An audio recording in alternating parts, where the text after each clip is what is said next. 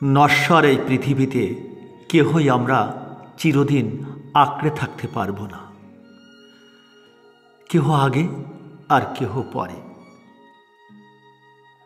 সবই স্মৃতি হয়ে যায়। কিন্তু কিছু কিছু স্মৃতি মোটেও ভোলা যায় না, মোটেও মন থেকে মোছা যায় না, বারবার মনের দুয়ারে উকি দিয়ে যায়। তেমনি একজন মানুষের স্মৃতি বারবার কড়া নাড়িয়ে যাচ্ছে।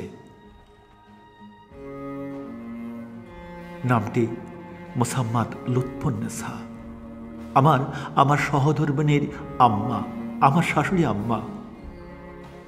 অনেক সরল, অনেক সহজ, অনেক মিশুক প্রকৃতির। মনের দিক থেকে উদার এক মানসিকতা সম্পন্ন। ছেলে মেয়ে, আত্মীয় স্বজন, পাড়া প্রতিবেশী, এমনকি দূরের আত্মীয় স্বজনদের প্রতি ছিল নিবেদিত প্রাণ। মানুষ পেলেই কি এক আন্তরিকতা, কি এক উদারতা, তুলনাহীন, অতুলনীয় এক মানুষ।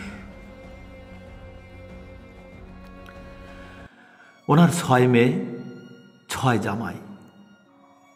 এক এক জামাই এক এক নামে ডাকত তিনি। আমি ছিলাম 5 নম্বর জামাই। আমাকে বলতেন ফিটফাট জামাই। সবার প্রতি ছিল দরদ ভরা ভালোবাসা।